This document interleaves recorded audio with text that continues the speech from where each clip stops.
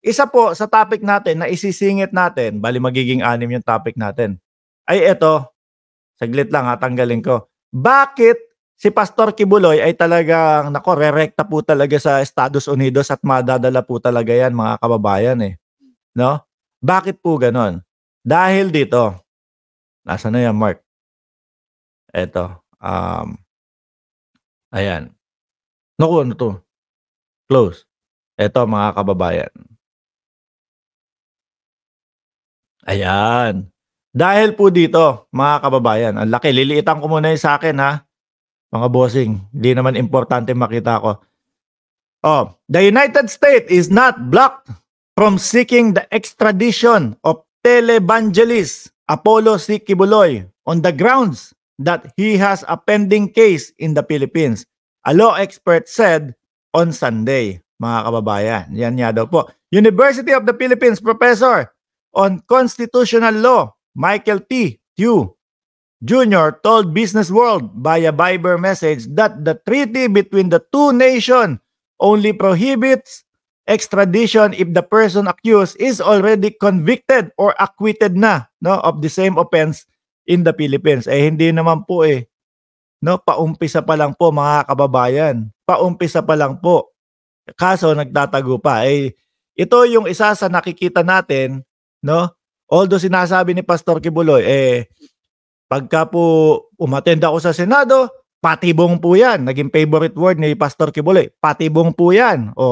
Sa Amerika din po ang bagsak ko niyan. Rendition naman po ang gagawin sa akin yan. At sabi niya doon, sa rendition po, ako ay, it's either ipategi, mga kababayan, o ipakidnap daw po. Ayan ang pagkaka-explain ni Pastor Kibuloy sa rendition, mga kababayan. Pero, kung i-analisa po natin, lalo na dito sa sinasabi ng article ng Business World, mga kababayan, from the law expert Michael T. Tiu, talagang dun po ang bagsak ni Pastor Kibuloy, mga bossing. Dahil unang-una, hindi pa naman siya acquitted diyan sa, kumbaga, sa mga hearing sa Pilipinas. Wala pa din po. So, doon talaga. Kaya yung pagpapaawa niya na, mga kababayan, rendition at gugurgurin po ako nila sa Estados Unidos. Hindi po, yun po talaga ang magiging tamang proseso, mga kababayan. Article 4 of the US PH extradition treaty state that the extradition is only prohibited in the person had either been convicted or acquitted for the same offense in the Philippines. So kumbaga, kung acquitted na siya, mga kababayan, hindi na siya papadala. Posibleng hindi na siya ipadala. Pero convicted na siya, nakakulong na, nakalongko na, nandun na sa loob ng oblo, posible na hindi na siya extradition, mga kababayan. So ako, kung ako sa kanya, mga bossing, wag na nilang i-postpone, magharap na sila o humarap na sila sa gobyerno o sa mga otoridad ng Pilipinas. Para kung sakali na siya ay guilty, hindi na siya pupunta ng Estados Unidos. At least dito sa Pilipinas, baka may kubol pa siya. Hindi naman po natin maiaalis na maisip na gano'n dahil mga po sabi nung iba meron mga kubol-kubol talaga dyan para do sa mga VIP. Kung dito, VIP pa siya, mga bossing. Di ba? Mas okay yun. So talagang, rerekta to, mga kababayan, sa Estados Unidos. Siguro kapag medyo naglaylo na at ramdam na nila na kailangan na lumabas, yun pa din po ang mangyayari. Rekta Estados Unidos. Dapat sa mga yan ay pinapatulan na ni PBBM. Totoo po, mga sir.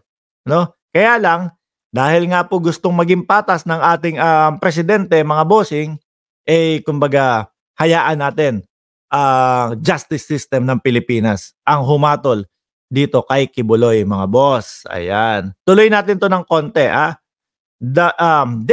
The Philippine government cannot use a pending case as a legal block to justify denial of a request for the extradition by the US. O yan nga po. Kapag sinabi ni Atty. Topacio o nung kasamahan niya, mga kababayan na, oh, hindi kami pwedeng pumunta dyan sa Estados Unidos o hindi nyo pwedeng kuhanin ang aming kliyente dahil may hinaharap pang kaso dito sa Pilipinas, ay hindi po pwede.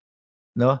Talagang base po doon sa nasusulat na pag-uusap ng Estados Unidos at Pilipinas, mga kababayan, kailangan po talaga, no, na pagbigyan, hindi pagbigyan, kailangan talagang right word doon, na masunod, no, yung kasunduan ng Pilipinas at Estados Unidos. Ulitin ko mga bossing, hindi pwede na hindi nila pwedeng gamiting dahilan na meron pang nakafile o merong pending na kaso dito si Pastor Kibuloy at nililitis pa. So rekta pa din sa Estados Unidos 'yan, no? Pangalawa is saan ba 'yun?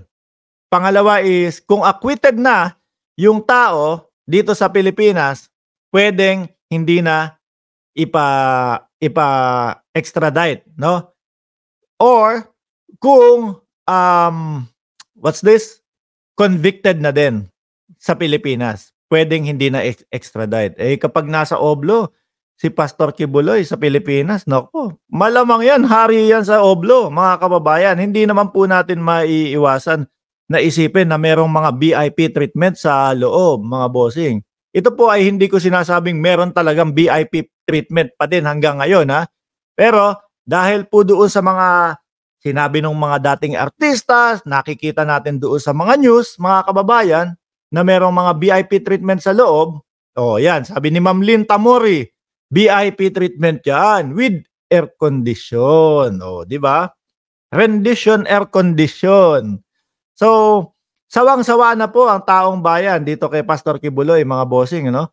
Dahil imbis na sumuko po, ang ginagawa, pa recording lang po. Hindi naman singer. Hindi naman po singer. Sabi ni MRTA, pabor yan sa Amerika, Mark. Kasi matagal na matapos ang kaso sa Pinas. Kaya mapupunta talaga yan sa US. Alam ni Kibuloy yan. Kaya nga ganoon na lang ang takot niya. Plus, matindi pa ang kinaso sa kanya. Correct po. Yun po ang talagang ending. Kaya yung sinasabi niya, parang pinagmumukha niya, mga kababayan, na ang Estados Unidos masama ang gagawin sa kanya. Hindi po totoo yun. Kung masama, mga kababayan, kasi ang sinasabi niya, kidnapin ako ng mga yan, no? Bakit pa kailangan dumaan ng legal na proseso with Pilipinas? No? Kung ganun naman din, illegal din ang gagawin nila. Kung gugurgurin naman siya, bakit, same thing, bakit din kailangan dumaan pa ng legal na proseso with Pilipinas? No? Kung illegal din ang gagawin nila, pwede naman sigurong rektahan. Di ba, mga kababayan? Pero wala pong katotohanan yan.